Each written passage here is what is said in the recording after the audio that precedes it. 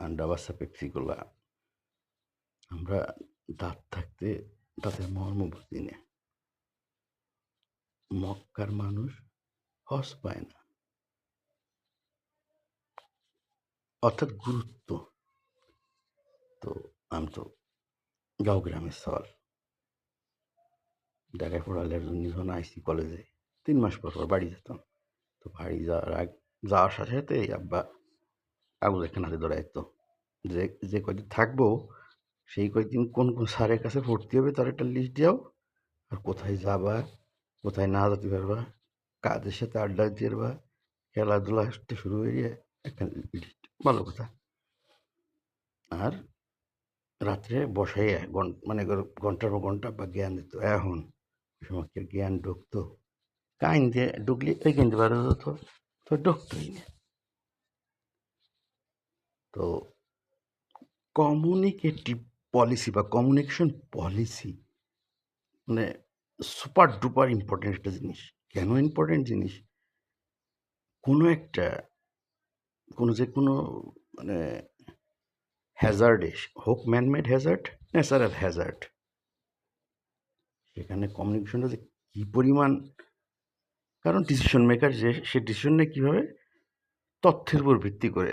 চৌষট্টি ডিস্ট্রিক্টে এনএসআই আছে, ডিসি ভাই আছে, মনে কর সরকার প্রধান যিনি, এনএসআই ডিসি রিপোর্ট নেয়, ওনারও পার্সোনাল থাকে সেটাও নেয়। ওই রিপোর্টের উপর ভিত্তি করে তিনি পলিসি মেক করেন, ডিসিশন নেন। বাট এখানে টাইমিং একটা ফ্যাক্টর আছে। কিরকম টাইমিং ফ্যাক্টর?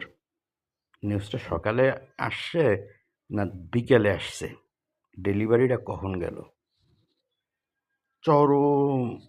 এরপর একটা লেখা আছে, বই আছে, আমি বইটার নামটা ভুলে গেছি, যাই হোক। তো এটা নিয়ে চিন্তা করতে করতে করতে করতে করতে এমন একটা জিনিস পালাম, এই সুপারসনিক যুগে, এই ডিজিটাল যুগে কোনো কিছু ঢেকে রাখার কোনো উপায় নাই। কিন্তু কমিউনিকেশন লাইফ টাইম মানে রিয়েল টাইম কমিউনিকেশন করার পরও ধরার উপায় নেই। কিন্তু নেগেটিভ মেসেজ যেহেতু হয়ে যায় তাই বললাম না। বাট স্থান, কাল, পাত্র, পরিবেশ এবং যিনি ডিসিশন মেকার তার নিজের পরিস্থিতির উপরে এটা তৈরি হয়। আসলে কেউ বানাই দিলে এই কমিউনিকেশন পলিসি কাজ হয় না, লিক হয়। যেমন প্রেসিডেন্ট রুজভেল্ট, তার কিসের ক্যাবিনেট ছিল না, তিনি দ্বিতীয় বিশ্বযুদ্ধের সময় পার করছেন, তিনি ফিজিক্যালি ডিসেবল ছিলেন, তিনি যে সব কমিউনিকেশন বা কমিউনিকেটিভ পলিসি অ্যাপ্লাই করছেন এবং যেসব ডিসিশন নিয়েছেন, যেমন একটা বললো যে তিনি মিড রেঞ্জের অফিসারদের পছন্দ করতেন। ঠিক দেখ, ফুটবলের ইতিহাসে কয়জন গোল সবচেয়ে বেশি দেওয়ার লিস্টে মিডফিল্ডাররা নাকি ডিফেন্ডাররা, স্ট্রাইকাররা? দেখি যে মিডফিল্ডাররা, কথার কথা। তো ওনার স্টাডি করতে গিয়ে আমি দেখছি যে উনি যেহেতু ফিজিক্যাল ডিসেবল ছিলেন, উনি একা ছিলেন, একার মতো ডিসিশন নিতেন এবং ওনার যে কিছু কমিউনিকেশন পলিসি ছিল আনবিটেবল। যাহা একটা আমি ইদানিং টেস্ট করে দেই, তাই তো এই জামানায়ও কাজ হয়েছে। সেটা আমরা রাগ, ক্রোধ কিনা কত কিছুই করি রে, এক কান্দে ঢুকো এক কান্দে বাইক করি। বয়স মানুষের কমে বাড়ে না, কিন্তু আমাদের সেন্সিটাইজ জ্ঞান থাকে না। কারণ আব্বা বলছে দেখ এমন কোনো কাজ করিস না যে ঘুমের ডিস্টার্ব হয়। আমি কী কয় আব্বা বুঝলাম না। কয় বুঝবি। আমি পরে এখন চিন্তাই দেখলাম যে এই এক লাইন যদি আমরা যদি কেউ পালন করি, দুনিয়ায় কোনো ফাঁক করা সম্ভব? এমন কোনো কাজ করিস না যে ঘুমের ডিস্টার্ব হয়। তো আল্লাহর কাছে আমি কত কিছু নিয়ে শুক্রিয়া করি, আমার এত ডিপ ঘুম দিছে। আমি এক ঘুমাই 6-7 ঘন্টা সারা জীবন। তো এমন কোনো কাজ করিস না ঘুমের ডিস্টার্ব হয়। তুই যদি চুরি করিস, তুই যদি বাটপারি করিস, কারোর কাছে মিথ্যা কথা কইস, তুই যদি দিনাদার থাইস, তাহলে তোর ঘুম হবে?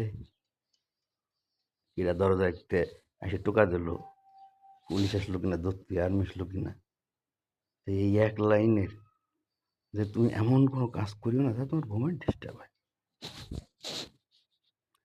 তো আমার জীবনে দুটি মাত্র শখ ছিল, একটা কোনো দিন আর পালন মানে হবে না, সম্ভব না, যে আর একটা হবে কিনা জানি না, কারণ এই সেলে কি করতে পারি সেটা, বাট না, আমার যে ডিজাইন প্যাটার্ন যে পলিসি করা হয়েছে সেই পলিসির মতো যদি কখনো ক্যাপাবিলিটি আমার হয় তখন করবো, আদারওয়াইজ না। আর আরেকটা শখ হবে না কেন, আমি বাড়ি যেতাম রাত্রে, নাইট জার্নি করতাম ওই কলেজ লাইফেও, তারপর রাত্রে বসেই থাকতো আমি না আসা পর্যন্ত। খুব চিন্তা করতো আমার এই নিয়ে, যে কী করবে, ব্যবসা করবে, চাকরি করবে, বিদেশে যাবে নাকি, মানে সেটেলমেন্ট, একটা স্টেবল কন্ডিশনে, খুব চিন্তা করতাম আমার এই নিয়ে। তো ওনার এই চিন্তার জন্য আমি চিন্তা করতাম যে আমার একটা শখ ছিল না, আবার একটা সোনাই দিয়ে খাট বানাই দেবো। সোনাই দিয়ে খাট, সোনাই দিয়ে কি খাট বানানো যায় আসলে? না, এমন একটা পিসফুল জিনিস তাকে গিফট করা, মানে সিচুয়েশন তাকে, এনভায়রনমেন্ট বা পরিস্থিতি তাকে দেওয়া, যে না, সে শান্তি পেল, যে আমার নিয়ে টেনশন করলো না, যেটা ও নিজে চলে ফিরে খাতির বা, এবং ওর আব্বার গতে ফ্যামিলির গার্ডিয়ানশিপ চালাই নিতে পারবে, বা সোনাই দিয়ে খাট বানাই দিতে পারি। আমার এই শখটা কোনো পুরো হবে না। তো ছোট যারা, আমার খুব আফসোস হয়, তোদের মতো সুযোগ আমরা পাইনি, আমি পাইনি বিদায় মনে হয়তো আল্লাহ ভালো লাগছে। আবার আমি যা পাইছি তোরা তার এক কোনা পাইসনি, তাহলে নিজেকে কন্ট্রোলি ধরে রাখতে না, এই ঠুকি তোকে এই অবস্থা, তোরা অভিনয়টাও জানিস না, অভিনয় করতিস না। এই ডিজিটাল যুগে জানি যে এটা পাত দিয়ে সারা যায় না।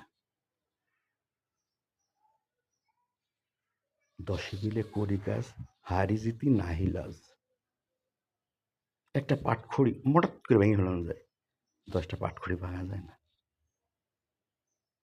বুঝি আমরা সবাই, মুখ দিয়ে বলি, জানি, স্বীকারও করি, পালন করি না। কারণ পালন করতে গেলে তো তখন হ্যাঁ আরাম হারাম হয়ে যায়, আরাম হারাম হয়ে যায় না। এমন মনে হচ্ছে একটু শুটিং দেখতে যাই, জীবন তো শুটিং দেখি নেই, ওনা শুটিং করছি, ওই যে নাটকের কয় মিনিট জানি, দেখে সম্ভবই বসে না, মাথার ভিতরে এই দেশটা, সত্যি কথা, আল্লাহ মাথার ভিতরে এই দেশটাই ডুবই রাখছে। ঘুরে ফিরে আমার খালি এই ডিপার্টমেন্ট ওই ইয়ে কালেক্ট ওই ইয়ে করি, করি তা করি, লাভ কি? লাভ কি? এই প্রশ্নটার অ্যান্সার আমার কাছে নাই। কিচেন ক্যাবিনেট থাকলে বিড়াল থাকবেই, সুপার সিএম থাকবেই। আর আমি বারবার 10 বছর একটা শব্দ উচ্চারণ করতো, খালি সুপার সিএম, সুপার সিএম। কেন সুপার সিএম? কারণ আমাদের দেশে রাজনৈতিক দলের যে প্রধান, সে সরকারের প্রধান। বাইসেন্স যদি দলের প্রধান হিসেবে তিনি স্লিপ করেন, দলও গেল, দেশও গেল। আবার তিনি সরকার প্রধান হিসেবে যদি স্লিপ করেন, দেশও গেল, দলও গেল। আমি এই চিন্তাটা মাথায় আনার পর এরপরে এই লেহি ওই লেহি, অমুক প্যাটার্ন বানাই, অমুক গঠনতন্ত্র বানাই, আর খালি বলি সুপার সিএম, সুপার সিএম। কিন্তু সুপার সিএমের ডেপনেস মিনিংটা যে কী, এটা কিচেন ক্যাবিনেট না রে, রাজনীতিবিদ না আমি রে, রাজনীতিবিদ না।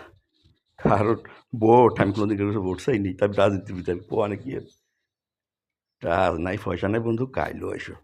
আমি কি গোলাম দস্তগর বাইরের মতো টাহারা মানুষ নাকি পূর্বাচলের?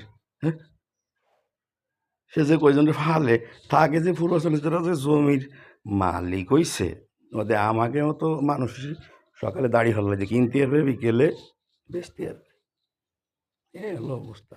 আজ মল্লিক আজ 2 দিন, যাহা 52 তাহা 53।